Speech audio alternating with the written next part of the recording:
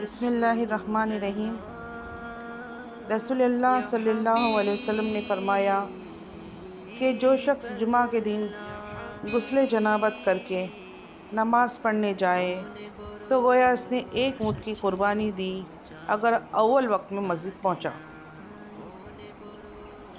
اور اگر بعد میں گیا تو گویا ایک گائے کی قربانی دی، اور جو تیسرے نمبر پر گیا تو گویا اس نے ایک سینگ والے مینڈھے کی قربانی دی، اور جو کوئی چوتھے نمبر پر گیا تو اس نے گویا ایک مرغی کی قربانی دی، اور جو کوئی پانچویں نمبر پہ گیا اس نے گویا انڈا اللہ کی راہ میں دیا۔